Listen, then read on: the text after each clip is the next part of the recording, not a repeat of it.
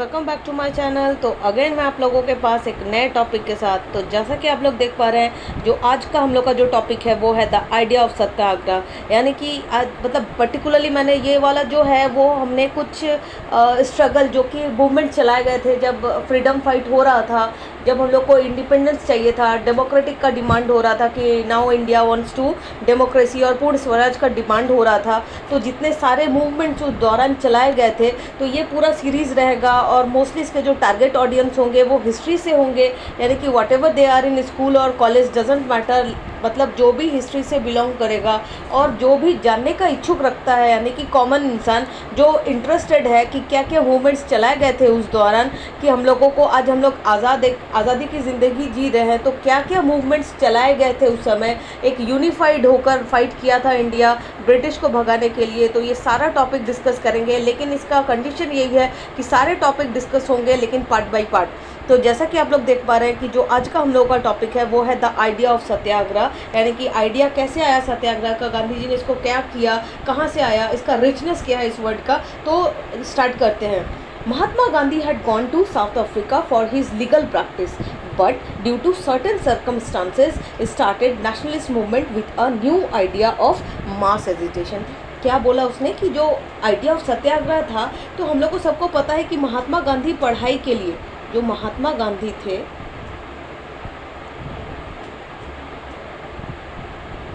महात्मा गांधी पढ़ाई करने के लिए कहाँ गए थे? South Africa.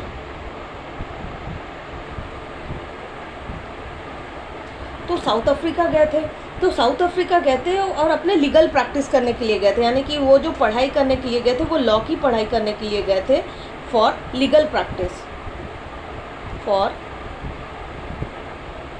लीगल प्रैक्टिस, ठीक। But due to certain circumstances, लेकिन कुछ ऐसे सर्कमस्टांसेस हुए कि उन्होंने क्या स्टार्ट किया? नेशनलिस्ट मूवमेंट स्टार्ट किया with new idea of mass agitation. Mass agitation मतलब बोलूँ तो मैं जन आंदोलन के साथ, which was called Satyagraha. I again repeat कि गांधी जी गए थे साउथ अफ्रीका हायर स्टडी के लिए। वो हायर स्टडी क्या था? लीगल प्रैक्टिस था। लेकिन कुछ ऐसे सर्कमस्टांसेस हुए कि गांधी जी स्टार्ट किए some nationalist movement with a new idea of mass agitation known as Satyagraha. क्या था? न्यू आइडिया जनरेट हुआ, जो कि क्या था? मास एजिटेशन, यानी कि जन आंदोलन था। मास एजिटेशन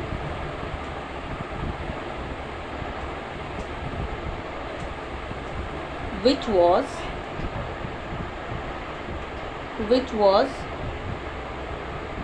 known as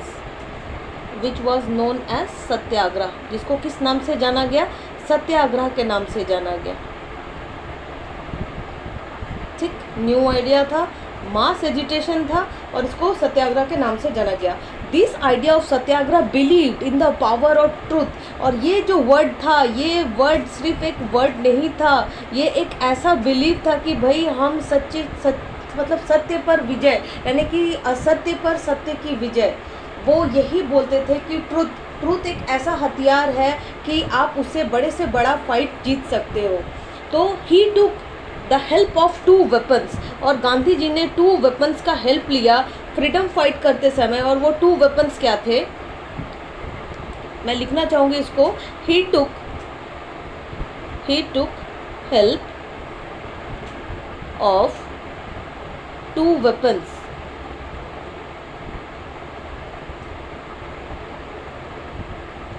तो टू वेपन्स क्या थे? एक था क्या? सत्याग्रह, और एक था क्या? Non violence.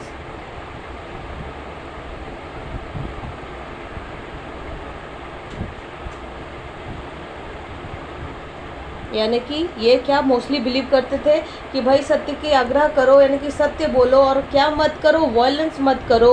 He always believe in non violence, कि भाई आप अच्छे से भी कोई फाइट को जीत सकते हो, ऐसा हमेशा नहीं है कि आपको फाइट ही करना पड़े, कुछ ऐसा।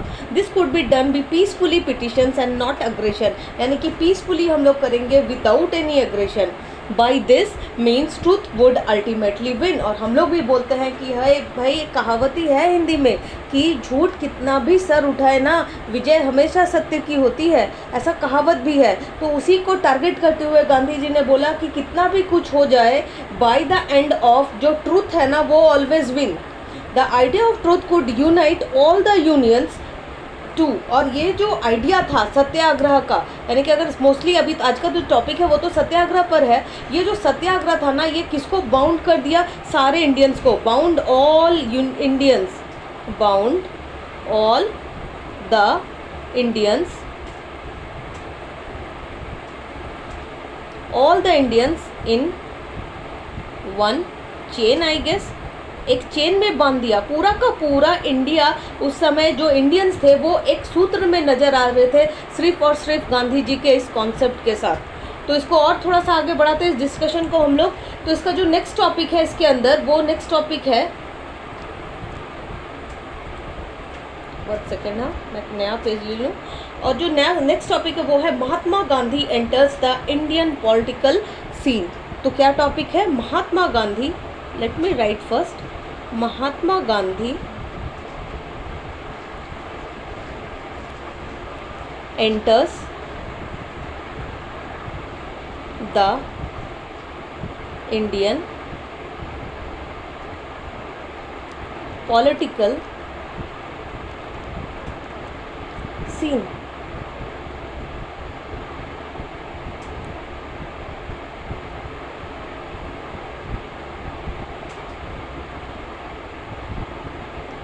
ठीक है, ये है कि महात्मा गांधी अब एंटर करते हैं कहाँ पर, इंडिया के पॉलिटिक्स के सिस्टम में, यानी कि इंडियन पॉलिटिकल सिस्टम में सत्याग्रह के थ्रू उनका पहला स्टेप था।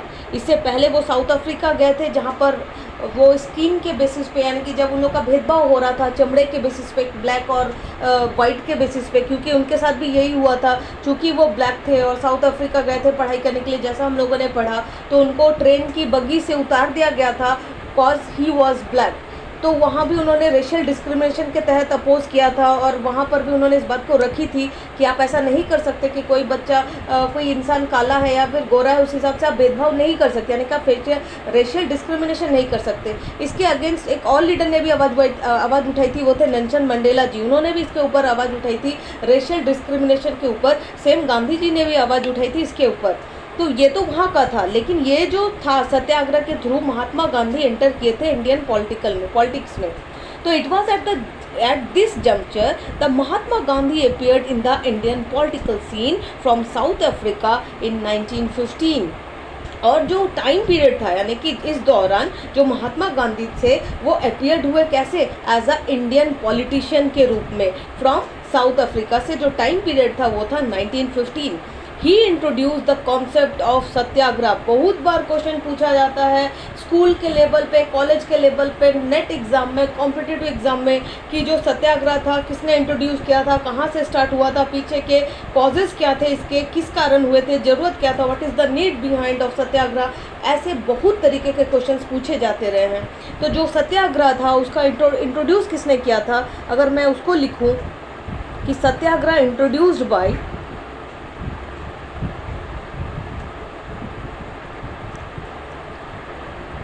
सत्याग्रह इंट्रोड्यूस्ड बाय एम गांधी। उन्होंने इस चीज़ को लाया था कि आप सत्याग्रह से विजय पा सकते हो, विच ही इवॉल्व इन साउथ अफ्रीका। और उन्होंने साउथ अफ्रीका में भी इस चीज़ को किया as a form of mass agitation in India, और इंडिया में भी इस चीज़ को लाए। The basic idea of satyagraha according to him was to emphasize the power of truth. और इस वर्ड का शाब्दिक अर्थ की बात करूं कि सत्याग्रह यानी कि वो बोलना क्या चाह रहे थे, वो जो बेसिक आइडिया था सत्याग्रह का, यानी कि अगर मैं इसको लिखूं कि basic idea of Satyagraha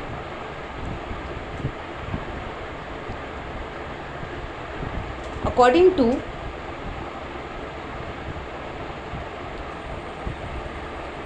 to him, यानी कि गांधी जी के अकॉर्डिंग क्या था, वॉज टू एम्फेसाइज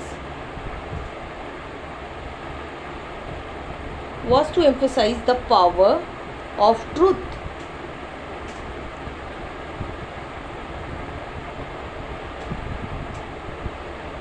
ये था उनका मतलब, power of truth. Gandhi ji believed in non violence, जैसे कि हमने देखा कि उन्होंने 2 वेपन्स का यूज़ किया था फ्रीडम फाइट के दौरान। तो उनके 2 वेपन्स, कोई तलवार, बंदूक, ऐसे गोली बारूद, ये सब नहीं थे। उनके जो वेपन्स थे वो थे नॉन वायलेंस एंड सत्याग्रह।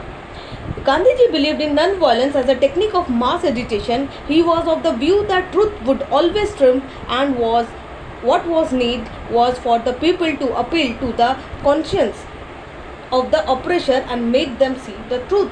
और उन्होंने क्या बोला कि जो ऑलवेज, जो मतलब जो विजयी है, यानी कि जो हमेशा सत्य की जो जीत होती है, यानी कि विजय उल्लास किसके साथ होता है, and what was the need was for the people to appeal the conscious, जो कॉन्शियस है यानी कि अंतरात्मा की आवाज़, ऑफ द ऑपरेसर, जो कि उसको ऑपरेस कर रहा है, and make them see the truth, ताकि हम लोग उसको क्या दिखा सके, सत्य दिखा सके। ही believe that if the cause was correct, अगर आपका कारण सही है, and the fight was against injustice, और आप इनजस्टिस के खिलाफ फाइट कर रहे हो, आपका कॉज भी सही है, then there was no need of any physical violence, तो वहाँ पर फिजिकल वायलेंस का कोई नीड नहीं है। I again repeat my statement, what he said, late me right, he believe, he believed that if the cause was correct and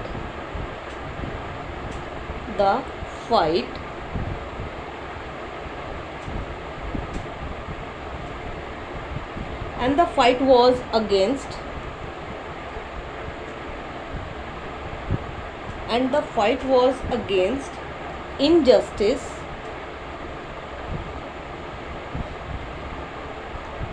then there was no need of any physical violence। ठीक, next, Gandhi ji toward the countryside and came to conclusion that for any movement to be successful in India 3 things were necessary। उन्होंने ये observe किया और एक conclusion में पहुंचा कि अगर अगर इंडिया को सक्सेसफुल चाहिए या फिर फ्रीडम चाहिए, तो 3 चीज़ जो बहुत ज़रूरत है, यानी कि बहुत ज़रूरी है, वो है स्ट्रॉन्ग लीडरशिप की। क्योंकि इंडिया उस समय बिल्कुल ही छितराया हुआ, बोलूँगी बिल्कुल वेरिएट था, वेरिएंस बहुत ज़्यादा था, लोग आपस में टुकड़ियों में बटे हुए थे। तो उस समय जो ज़रूरत था, और कोई भी एक स्ट्रॉन्ग लीडरशिप नहीं था उस समय इंडिया में। तो गांधी जी ने सब कुछ ऑब्जर्व करके कंक्लूजन में पहुंचे और उन्होंने 3 रीजंस दिए, जो कि नेसेसरी रीज़न था उस समय उन सारे मूवमेंट्स को सक्सेसफुल बनाना, ताकि उसके थ्रू हम लोग को क्या मिले, फ्रीडम मिले, इंडिया एक डेमोक्रेटिक कंट्री बने। तो उन्होंने जो 3 थिंग्स दिया था, कि जो 3 थिंग्स नेसेसरी है, वो है पहला स्ट्रॉन्ग लीडरशिप। उन्होंने क्या दिया था, 3 things were necessary, 3 things were necessary। तो इससे आगे पढ़ने से पहले मैं थोड़ा सा बता दूं कि वीडियो थोड़ी लंबी हो सकती है, क्योंकि मेरा मानना ऐसा है कि वीडियो लंबा हो तो चलेगा, पर वीडियो और कंटेंट की क्वालिटी के साथ कोई कॉम्प्रोमाइज़ नहीं होना चाहिए। तो इसीलिए वीडियो थोड़ी सी लंबी हो सकती है। जो भी इसके टारगेट ऑडियंस है, जो भी मेरे फ्रेंड्स हैं, जो भी इस वीडियो को देखेंगे, प्लीज़ उसको पूरा देखें, ताकि आपको इसकी पूरी जानकारी मिले। वीडियो कंटेंट लंबा है ऐसा बोल के अगर आप छोड़ दोगे तो आपकी इसकी जानकारी नहीं मिलेगी, क्योंकि मैं ऐसे ही हूँ कि उस क्वालिटी के साथ कोई कॉम्प्रोमाइज़ नहीं करना चाहिए। ये मेरा पर्सनल थॉट है। तो जो उन्होंने 3 जो कॉन्सेप्ट बताया था कि 3 थिंग्स होने चाहिए, वो था, सबसे पहला था स्ट्रॉन्ग लीडरशिप। ये कमी थी इंडिया में उस समय। क्योंकि उन्होंने पूरा कंट्री का ब्यौरा किया और वो कंक्लूजन में पहुंचा। दूसरा जो रिक्वायरमेंट था वो था मास मोबिलाइजेशन।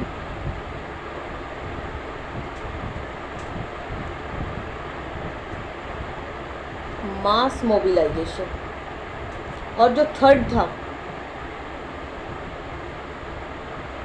वो था हिंदू मुस्लिम यूनिटी, क्योंकि अंग्रेजों ने तो फुट डालो शासन करो की नीति अपनाई थी ना, कि भाई तोड़ो और राज करो, कुछ ऐसा। तो उस समय गांधी जी ने इसको, मतलब उनका ये था, कंक्लूजन में पहुंचे थे कि अगर 3 चीज़ पर इंडिया काम करता है, पहला था स्ट्रॉन्ग लीडरशिप अगर इंडिया में होता है, दूसरा मास मोबिलाइजेशन होता है, यानी कि जो स्ट्रगल है वो मूवमेंट्स है वो एक साथ होने चाहिए, और दूसरा जो सबसे अहम जो पॉइंट था वो था हिंदू मुस्लिम की यूनिटी। ये बहुत ज़रूरी थी उस समय इंडिया के लिए।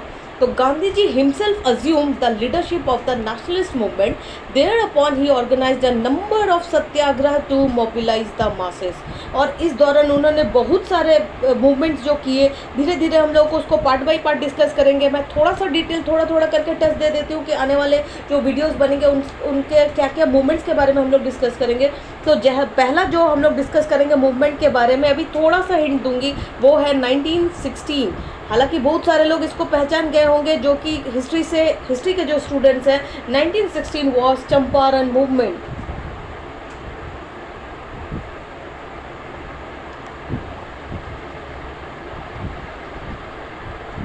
नाइनटीन 16 में क्या हुआ था? चंपारण मूवमेंट हुआ था। कहाँ पर है Champaran movement?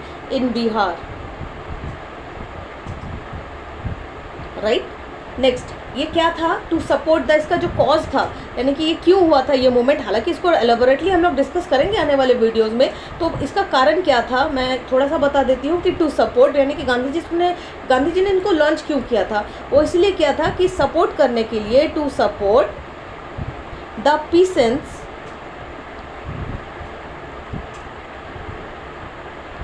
Supports peasants against, किसके अगेंस्ट में पीसेंट्स लोग को सपोर्ट? टू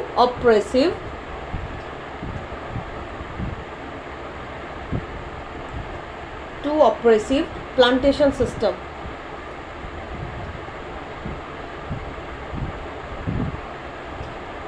इसके खिलाफ ये वाला मूवमेंट किया गया था। कौन सा मूवमेंट किया गया था? 1916 चंपारण मूवमेंट। कहाँ है? बिहार में।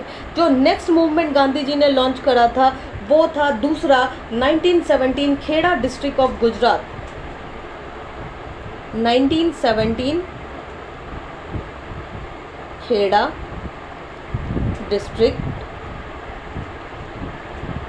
ऑफ गुजरात। जो खेड़ा जो लोकेशन है इसका वो है कहाँ पर? गुजरात में। और इसके तहत बहुत सारे मैप वर्क भी दे देते हैं उन लोग, यानी कि मैं जो स्कूल के स्टूडेंट्स हैं, की बात करूँ स्कूल के स्टूडेंट्स की, तो उनके मैप वर्क में ये आ जाता है कि खेड़ा कहाँ लोकेटेड है, चंपारण कहाँ लोकेटेड है, ऐसा करके भी क्वेश्चंस डालते हैं। तो please students be serious here. हाँ, तो जो खेड़ा डिस्ट्रिक्ट था इसका जो कॉज था वो क्या था? Let me write first. जो कॉज था वो था to support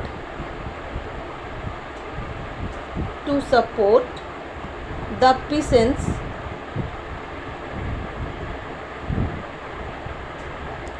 for revenue relaxation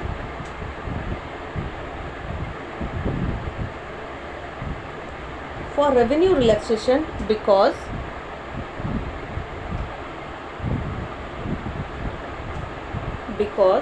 of crop failure and plague epidemic.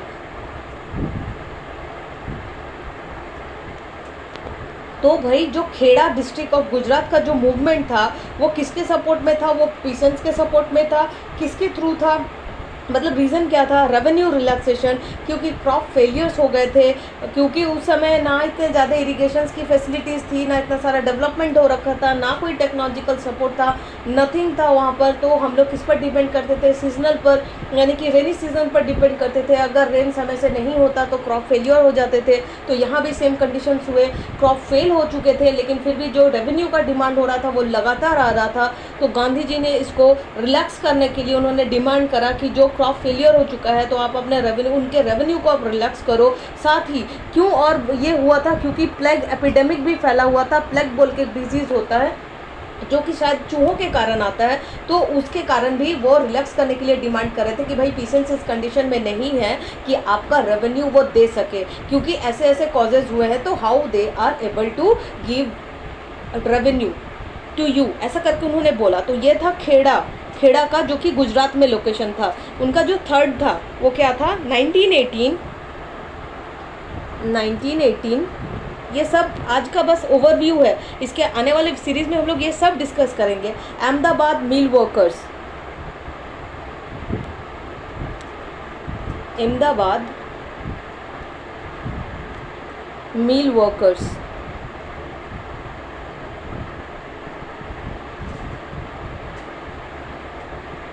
तो इनके बारे में क्या बोला था कि Gandhi took up cause of the Ahmedabad mill workers for increase in veg.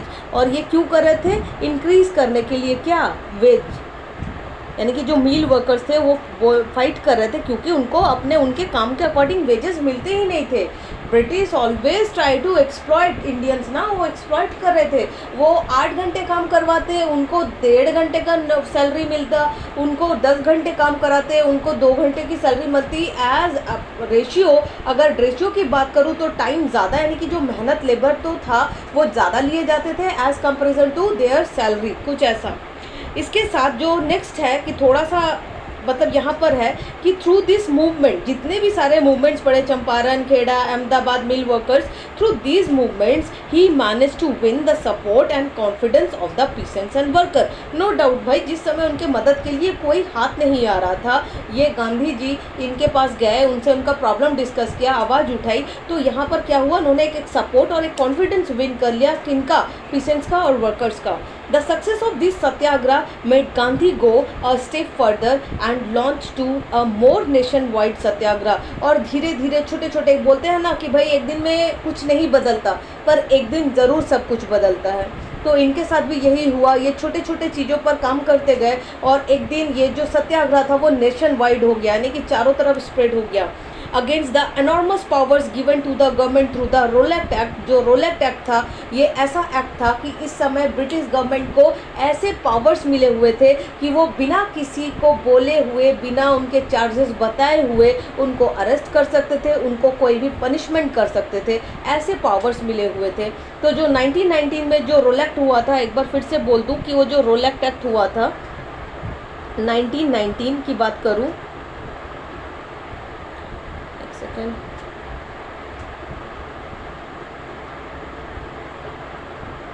1919 क्या था, रोलेक्ट एक्ट।